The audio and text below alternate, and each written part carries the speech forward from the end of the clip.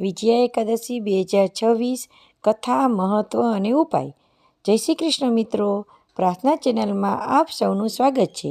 મિત્રો, જીવનમાં ઘણીવાર એવી વસ્તુ બને છે કે આપણે પૂરતું પ્રયત્ન કરીએ છીએ પણ છતાં પણ સફળતા મળતી નથી. શત્રુઓ આવી થઈ જાય છે અને આત્મવિશ્વાસ ધીમે ધીમે ઘટતો જાય છે. જો તમે પણ આવી પરિસ્થિતિમાંથી પસાર થઈ રહ્યા છો તો આજનો વિડીયો તમારા માટે ખાસ છે. આજે આપણે વાત કરવા જઈ રહ્યા છીએ વિજયા એકાદશી વિશે, જે જીવનમાં વિજય, સફળતા અને શક્તિ આપે છે. તો મિત્રો, આ વિડીયો તમે અંત સુધી જરૂર જોજો, કારણ કે અંતમાં આપણે સફળતા માટેના ખાસ ઉપાય જણાવશું. અને ચેનલને હજી પણ તમે સબસ્ક્રાઈબ ન કરી હોય તો હમણાં જ કરી લો, અને વિડીયો પસંદ આવે તો લાઈક અને શેર કરવાનું ભૂલશો નહીં. સૌપ્રથમ આપણે જાણીએ વિજયા એકાદશી ક્યારે છે. તો મિત્રો, શુક્રવાર 13 ફેબ્રુઆરી 2026ના રોજ વિજયા એકાદશી છે. ફાલ્ગુન માસની કૃષ્ણ પક્ષની એકાદશી ભગવાન શ્રી વિષ્ણુને સમર્પિત પવિત્ર તિથિ છે. વિજયા એકાદશીનું મહત્વ.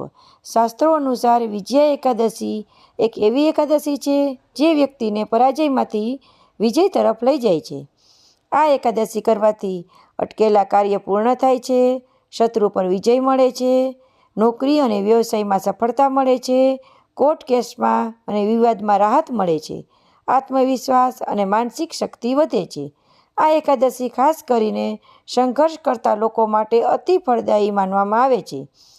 વિજયા એકાદશીની વ્રત કથા. પ્રાચીન સમયમાં ભગવાન શ્રીરામ વાનર સેનાની સાથે લંકા તરફ આગળ વધી રહ્યા હતા. સમુદ્ર પાર કરવો અશક્ય લાગતો હતો. ત્યારે ત્યાં રહેલા મહર્ષિ બકલાદાભલ્યે ભગવાન શ્રીરામને કહ્યું, હે રામ, જો તમે ફાલ્ગુન કૃષ્ણ પક્ષની એકાદશી અર્થાત કે વિજયા એકાદશીનું વ્રત કરશો તો તમારો વિજય નિશ્ચિત છે. ભગવાન શ્રીરામે શ્રદ્ધાપૂર્વક વિજયા એકાદશીનું વ્રત કર્યું. તેના પ્રભાવથી સમુદ્રએ માર્ગ આપ્યો, વાનર સેનામાં નવી શક્તિ આવી, અંતે લંકા વિજય થયો અને અધર્મ પર ધર્મની સ્થાપના થઈ. આથી આ એકાદશીનું નામ પડ્યું વિજયા એકાદશી. વિજયા એકાદશીના અચૂક ઉપાયો. આ એકાદશીમાં જો નીચેના આ કાર્યો કરવામાં આવે તો ચોક્કસ શુભ ફળ મળે છે. પહેલું કે શ્રી વિષ્ણુ ભગવાનની પૂજા. સવારમાં સ્નાન કરો, પીળા અથવા સફેદ વસ્ત્ર ધારણ કરો, દીવો પ્રગટાવીને ભગવાન વિષ્ણુની પૂજા કરવી. આમ કરવાથી મન શાંત થાય છે અને જીવનમાં સ્થિરતા આવે છે. ઉપાય બીજો, 11 તુલસીના પાન અર્પણ કરો. 11 તુલસીના પાન પર ઓમ લખીને શ્રી વિષ્ણુ ભગવાનને અર્પણ કરો. આ કાર્ય કરવાથી અટકેલા કાર્ય શરૂ થાય છે અને ભાગ્ય મજબૂત બને છે. ત્રીજું કે મંત્ર જાપ. ઓમ નમો નારાયણ ઓછામાં ઓછું 108 વખત જાપ કરવો.